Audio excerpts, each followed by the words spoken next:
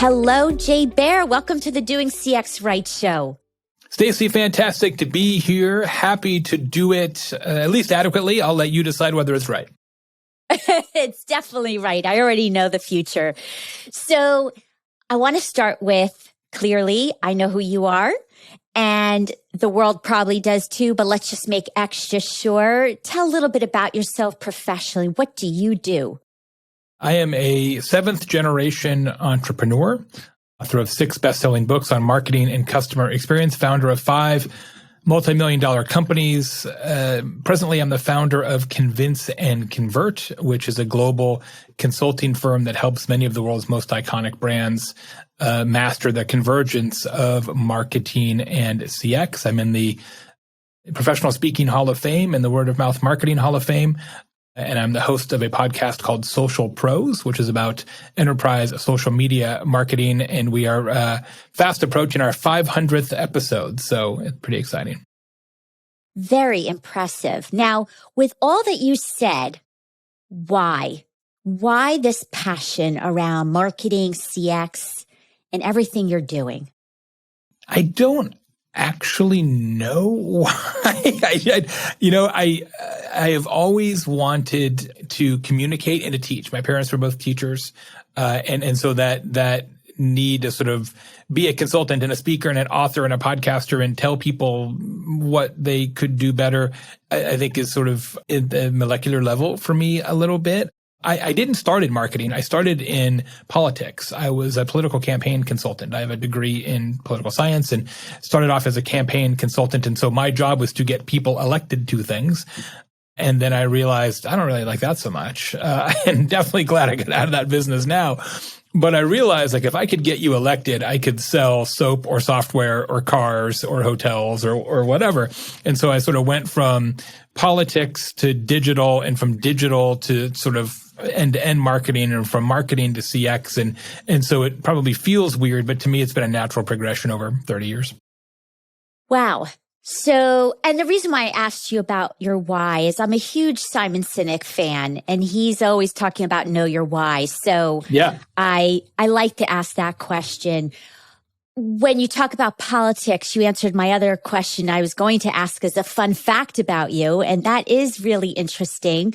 I went to college. I went to college in DC and spent a lot of time, learned about everything in DC, more than I learned in the classroom. And it's very interesting because at that time, I went to college for marketing, but learned a lot in being in DC. And so you bring me back some memories. Yes, it was much different, I think, then than it is now. It's a tough, always been a tough business, politics, and certainly tricky these days for sure. One question before we get into some of the meat of your books that I admire.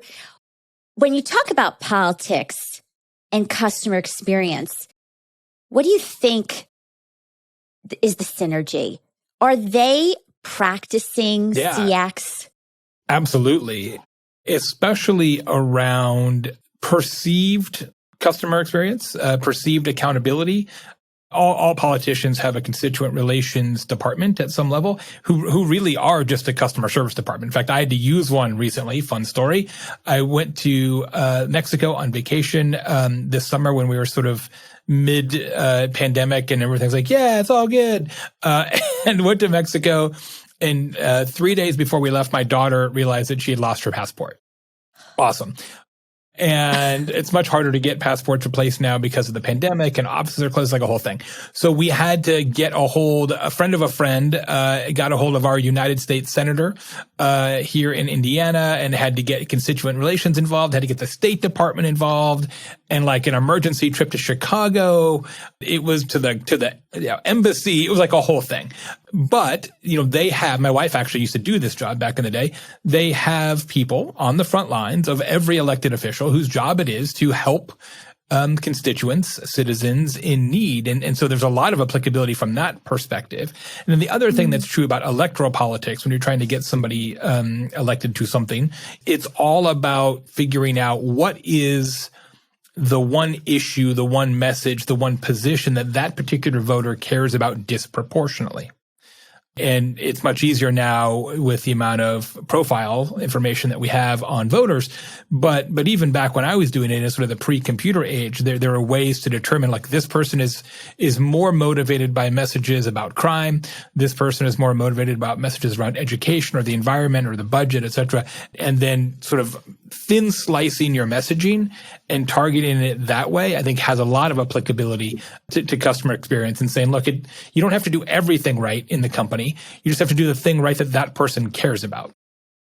Yeah, you answered my question. Definitely a lot of synergy, use of data to personalize the interactions. And we know that certainly in business. So speaking of business, now you wrote a book about Hug Your Haters. Love the title. What does that mean? So the idea of Hug Your Haters is that your unhappy customers are actually your most important customers. But we almost invariably treat them as if they are our least important customers. See, the thing about it is, for every 100 dissatisfied customers, only 5 will complain. 5 out of 100. The other 95 are just mad, and they just stop giving you money. There's no... They don't put you on notice, right? They're not raising their hand. They're not sending you an email. They're not putting you on blast on Twitter. They just disappear. And that's actually what kills businesses. So this perception that negativity or unhappy customers or 1-star reviews or whatever descriptor you want to use of negativity, that's somehow your problem is definitely not the case.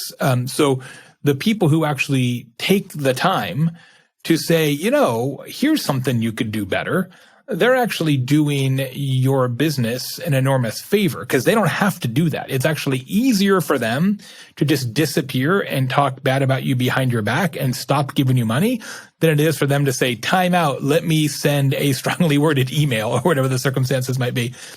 So it just needs to be a fundamental shift, right? That kind of feedback is actually a gift, but it's often viewed instead as a burden. What do you advise people, whether they're in a small company, mid or large size department? How do you actually hug your haters? Mm-hmm. What do you do? So there's several pieces to the system, but I think the one that's most important is to answer every customer in every channel, every time.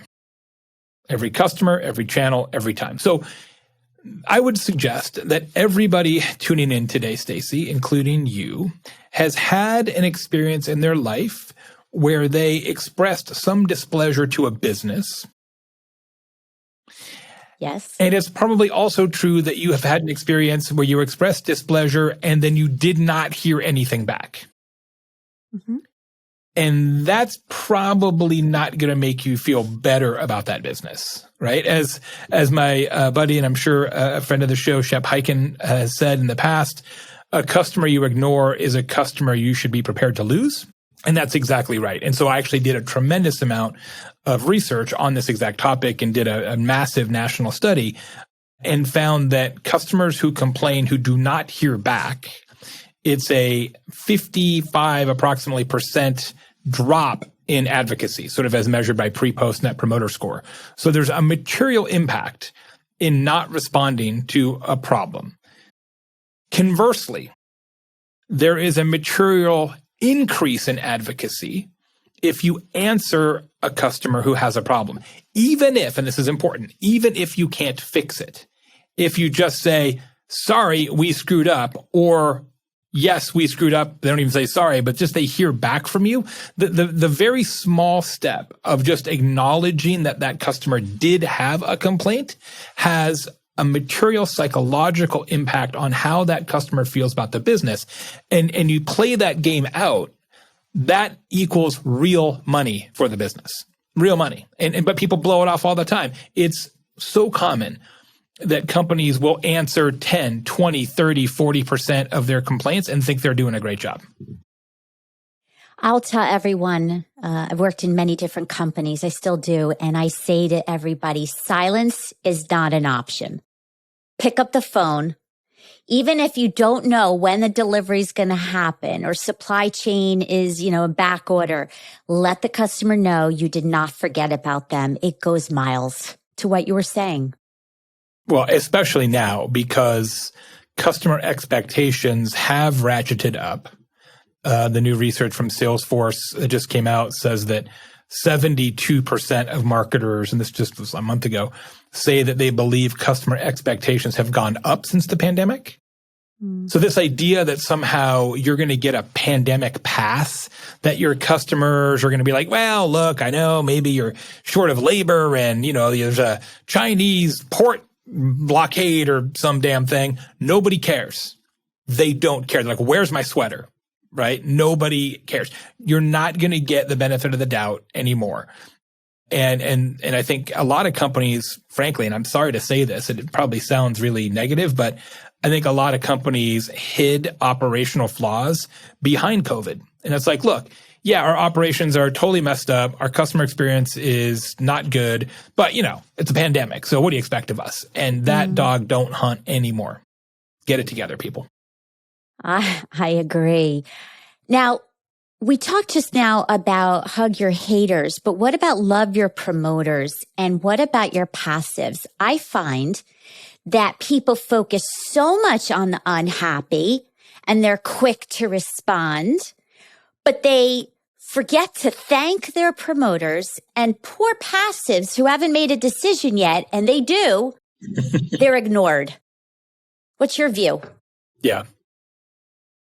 For sure on your fans. I wrote a whole book about it called Talk Triggers, all about the power of word of mouth, and that the best way to grow any business is for your customers to grow it for you. And that has been true since the first caveman sold an arrowhead to another caveman, and it's still true today. That word of mouth is also by far, even more so than CX and customer service, word of mouth is still the least appreciated concept in all of business, which is remarkable, but it is. The passives are tricky for this reason. I completely agree with the premise. In operations, though, the passives are hard because they don't give you any signal. And so much of our customer interactions now are digital, and I've been in digital literally since domain names were free. True story, I once sold the domain name Budweiser.com to Anheuser-Busch for 50 cases of beer. Now, this was 1993, so the value of websites was not very much in 1993, but that actually happened. So now that everything is online, or many things are online, it's harder to figure out what to do with the passives because they're passive, right? You don't have a lot of data points in your data lake to figure out, okay, this is what this person wants topically, or here's how we can kind of double down on their advocacy. So it's a challenge. But this is going to get a little nerdy here. With the deprecation of third-party cookies and our future inability to use big data aggregators like Facebook and Google, et cetera, as a way to learn more of our customers, we're going to have to do it ourselves, right? We're going to have to use first-party data to build customer profiles. That's the opportunity to learn more about the passives and activate them, right? Is to say, hey, we'd like to know, which do you prefer, red or orange? Orange, awesome, store in database, right? So all of this it's going to take a little while, but it's actually going to force us to do more with this big kind of customer group in the middle. I'm excited about it. Yes. I'm smiling here because you bring me back to the beginning of the web. And I was in a job, I was working at AT&T selling dial-up service. It was called WorldNet. It was sort of like AOL at the time and WorldNet. Oh, I know it very well. You do? Okay. It was like telling the world, you've got to have this slow internet access. And then it's just funny to look back at. Yes, experience was quite different then. I probably have a WorldNet CD around here somewhere in this office from the old days, for sure. Oh, that's great. Yes, we were partnering with United or Continental at the time and putting in the sleeves of the magazine because there was no website, much advertising. There wasn't Google at the time. So it's fun to reminisce for sure. My question for you now is, well, two things. One, with promoters, I do find that people take the promoters, the happy customers, somewhat for granted, and they neglect that the promoters also give you feedback and recommendations. Have you found that to be true where people actually miss that? Yeah, well, and I think that's why it's not just about activating promoters, although you should. It's about giving them assignments and making them a customer community. That's the best thing you can do with them. Not just say, hey, why don't you all say some nice things about us on Instagram? Appreciate it. But to actually say, hey, if you're that into the brand, why don't we pull you into a dedicated community only for this top 3% fans? Because what we really want to know is how we can get better. How can we improve our operations? And you know what, actually, Stacey, that also works for detractors. One of my favorite CX stories is from Le Pain Quotidien, the chain of bakeries and cafes, and their former vice president of CX, Aaron Pepper, had this incredible program where when they would get 1-star reviews and kind of negative feedback on Yelp or TripAdvisor or Google, what have you, she would respond to all of those unhappy guests publicly, as you should, and as I recommend in the Hug Your Haters book. But then she would private message them and would say, hey, Stacey, terribly sorry about the experience you had in the restaurant. I did respond publicly, and we're going to take your feedback to heart. But I've been thinking, you're a really perceptive customer. You notice things that other customers just don't notice. You kind of have a gift for this. So what I'd like to do, with your permission, of course, I would like to send you 2 gift cards a month. 2 $25 gift cards a month. And with each of those gift cards, I would be so delighted if you would visit a different Le Pain Quotidien location in your area. And then if you could click here and fill out this survey of your experiences, that would really help us because you really get it. You see things that other people simply don't see. She started doing that program, got 150 of these hypercritical, paying attention secret shopper types, providing her all kinds of really nuanced feedback. And it was costing her 150 gift cards a month, which is unbelievable. It's so smart. It's doing sometimes the basics and being creative. It doesn't have to be so sophisticated where people think like it has to be this big corporation with big budget to do these kind of insightful activities. Love that. Look, it's not an accident that as a whole, small business is better at CX than large business.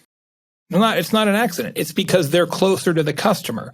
And once they get not close to the customer, they can easily call them or just email them or just ask them, right? They're not running it through a bunch of committees and processes. And most of my clients are all enterprise clients. So I certainly am empathetic and understand the problem, but it's not an accident, right? That if you stay close to the customer, your CX will typically be the beneficiary of that. So you touch upon a topic that hits my heart, which is about getting close to the customer and organizational design. What is your perspective? I've worked in many different companies, and CX and marketing sit in all different areas. They're shuffled around. And if you were going to design an organization, what would it look like? Is there a CXO? Is there a CMO? Are they combined? Are they separate? What's your view? Well, I think it's almost settled dogma now. The new Salesforce Data Marketing Report, which is 8,200 global marketers. That's a big data set. 80% of them, 80% of them say that marketing runs CX in their company. That's huge. So I almost feel like whether we like it or not like it, I almost feel like the die is cast there.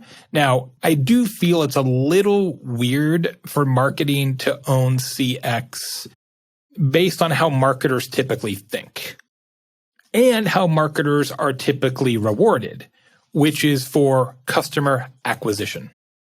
If marketing is going to own CX and that appears to be the track that the train is on, then we're going to have to fundamentally change how we report marketing, right? The KPIs that we use, and how marketers, including CMOs, are rewarded and bonused.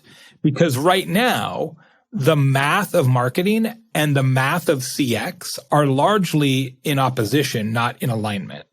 And that's going to have to get fixed. What I think should happen, Stacey, but will never happen, is that CX should run marketing, not marketing running CX. But that's not going to happen, unfortunately. Well, I don't agree that it's never going to happen, because look at McDonald's just hired their CXO and marketing is into CX.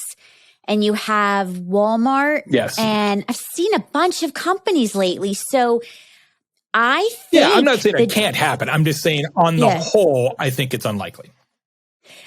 Yes. I think we don't know. I think the jury's still out. The trends are, they might be leaning one way. And again, I'm a marketer. I fell into CX more recent years. So jury's out. But I agree, no matter what, they have to blend, and the KPIs, the results and objectives need to blend.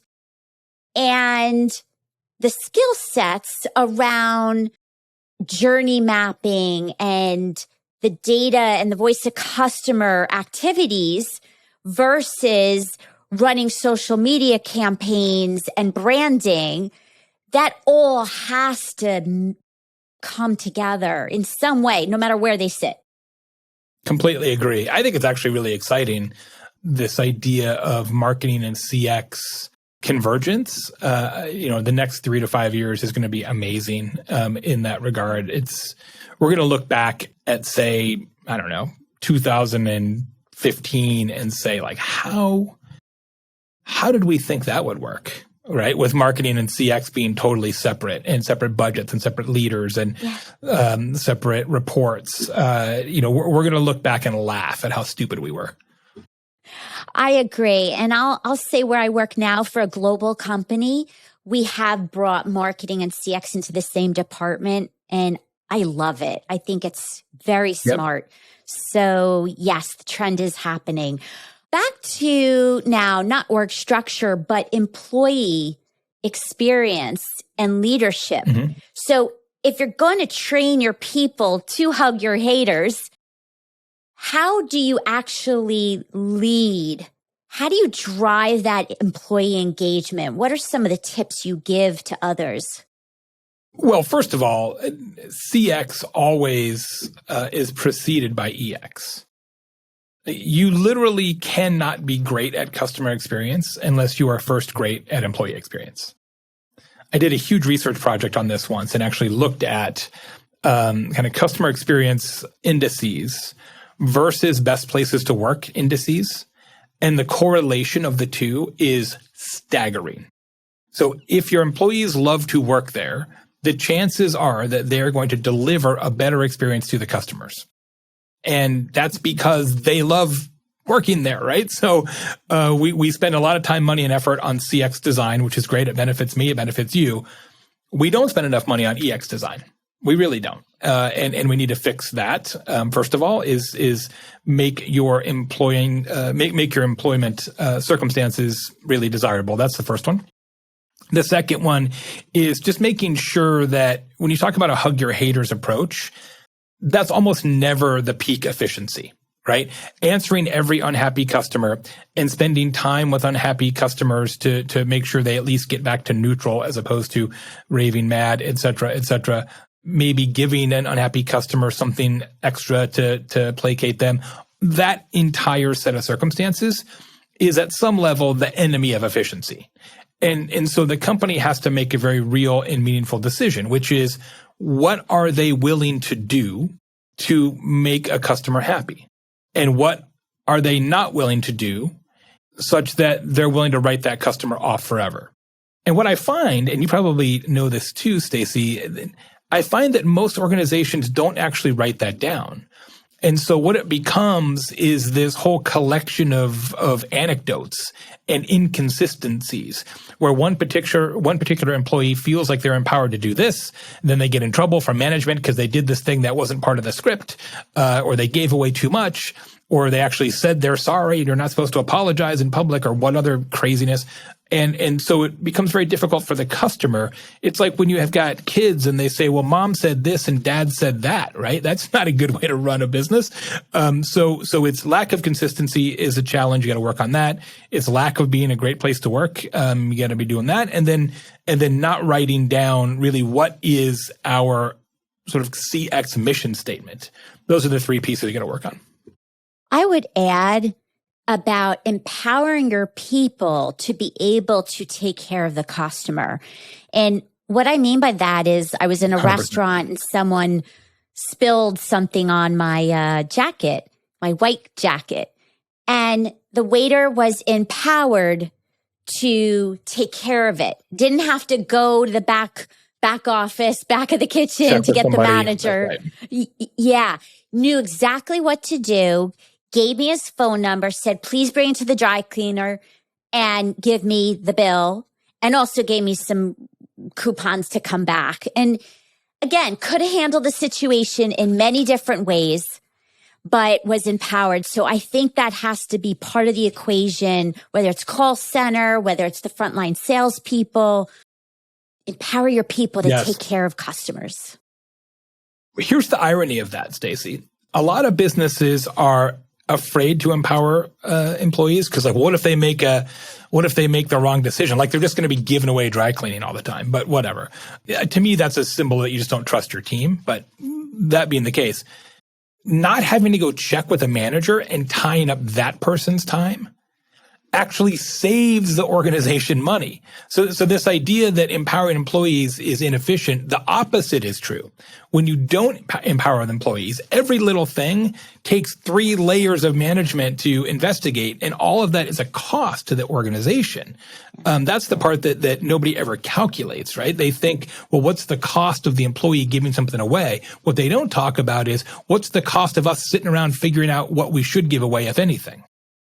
Yes, we could probably go into many examples of this, but that's another show, another day. We're coming down to the last 2 questions. So one is personal and one is more of a professional advice. And I ask this of everyone, so I love getting these views. So the first one is the professional. If I had a ton of leaders, all different business sizes, CEOs in my room, what's the one thing, the one takeaway you want them to know? And I'm fortunate that I do that, 100 times a year. And I would typically say the same thing, which is retaining your current customers and turning them into volunteer marketers is a much more important course of action than getting new customers. Retention and word of mouth are far better opportunities than new customer acquisition. But yet, what do we actually spend time on? Sales and marketing, sales and marketing, sales and marketing. Yes, I love that. Now, the personal question. Are you ready? No, but that's okay. So if you could go back in time to your 20-year-old self, what you know now that you didn't know then, what would you tell younger Jay? Probably to be patient. I've made a lot of decisions in my career because I was thinking 6 months out or at the moment.